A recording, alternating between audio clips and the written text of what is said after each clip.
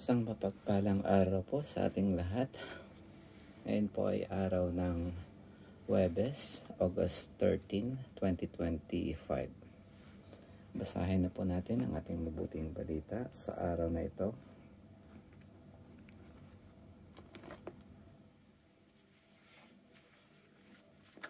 Ang mabuting balita ng ating Panginoon ayon kay San Mateo, chapter 18, verse 15 hanggang 20. Papuri sa iyo, Panginoon.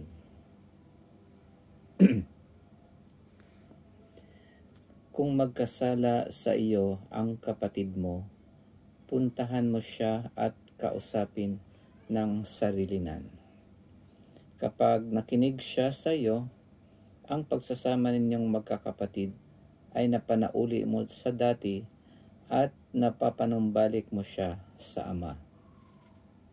Ngunit kung hindi siya makinig sa iyo, magsama ka pa ng isa o dalawang tao upang ang lahat ng pinag-usapan ninyo ay mapatunayan ng 2 o 3 saksi. Kung hindi siya makinig sa kanila, sabihin mo ito sa simbahan. At kung hindi pa siya makinig sa simbahan, ituring mo siyang hentil o isang publikano. Sinasabi ko sa inyo, anumang ipagbawal ninyo sa lupa ay ipagbabawal sa langit, at anumang ipahintulot ninyo sa lupa ay ipahihintulot sa langit. Sinasabi ko pa rin sa inyo, kung ang 2 sa inyo dito sa lupa ay magkaisa sa paghingi ng anumang bagay sa inyong panalangin, ipagkakaloob ito sa inyo ng aking Amang nasa langit, sapagkat saan man may 2 o 3 nagkakatipon dahil sa akin, naroon akong kasama nila. Ang mabuting balita ng ating Panginoon. Pinupuri ka namin, Panginoong Hesukristo. Ayun, ang ating mabuting balita ay tungkol sa pagkakasala ng isang kapatid at ang kapangyarihang magbawal at magpahintulot. Itong pagbabawal at pahintulot ay ipinagkaloob unang-unas kay Pedro ng ating Panginoon, at ganun din ipinasa din sa mga iba pang mga alagad.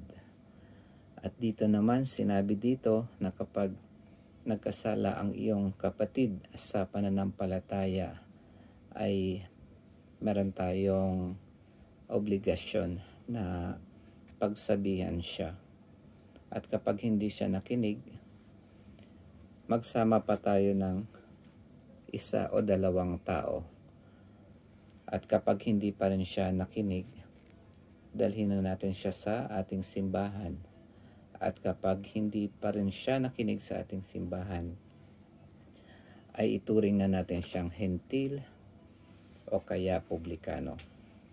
Ang hentil o publikano ay katulad ng mga taong hindi nanampalataya sa ating Panginoon. Kaya yun, pero hindi yun ang aking ipapaliwanag ngayon. Ang aking ipapaliwanag ay simple lang at maikli lang. Ang nakita ko rito ay na magandang message sa akin o kaya sa inyo din ay mas malakas ang 2 o 3. Mas marami, malakas. Kapag maraming nagtutulungan ay mas lalong madali ang ating buhay. Kaya dito sabi niya, kapag nananalangin tayong mag-isa lang, meron pang parang hindi ganun kalakas na ang ating panalangin. Pero pag nandun yung dalawa o tatlo na nagkatipon, ang Panginoon ay kasama-sama nila. At ang lahat ng mga panalangin na naayon sa kalooban ng ating Panginoon o Ama ay ipagkakaloob niya dahil tayo ay nagkakaisa. Kaya yon ang mensahe ng ating Panginoon. Kailangan natin ang bawat isa para mas lalong maging malakas ang ating panalangin. At ganun din naman, mas lalo tayong napapalayo sa mga kasalanan kapag marami tayong nagtutulong-tulong at para matulungan ang ating mga kapatid, lalong-lalo na yung mga mahihina pa sa pananampalataya. Kaya nga siguro parang naisip ko na kahit ang Diyos mayroon siyang tatlong persona, God the Son, God the Father, God the Holy Spirit. Kaya ganun sila kalakas ang ating Diyos na tatlong persona pero iisang Diyos.